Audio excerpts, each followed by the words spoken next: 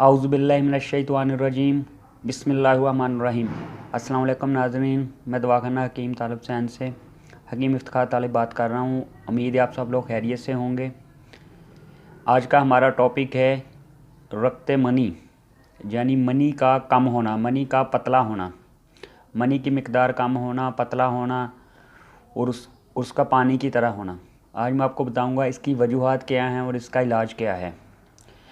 इस मसले में आमतौर पर मनी रकीक यानी बिल्कुल पानी की तरह और पतली हो जाती है और इसका ठोस हिस्सा कम होकर मनी में पानी माई या पानी के अज्जा बढ़ जाते हैं। मतलब कि पानी ज़्यादा हो जाता है और मनी में जो मनी की माई होती है वो कम हो जाती है। मर्द की मनी में स्पर्म कम या बिल्कुल ख़त्म हो जाना, मनी का क़वाम भी बहुत रकीक हो जाता है, पतला हो जाता है और जमा के दौरान मतलब हम बिस्तरी के दौरान अंजाल भी बहुत जल्द हो जाता है, मतलब कि टाइमिंग बहुत कम हो जाती है।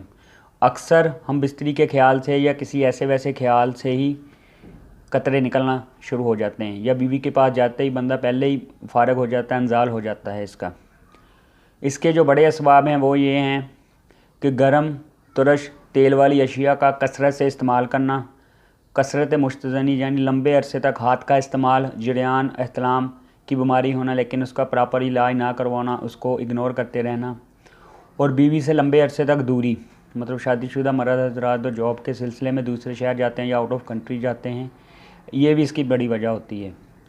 इन सब मसाइल का हल है, हिकमत में प्रॉपर इसका इलाज मौजूद है।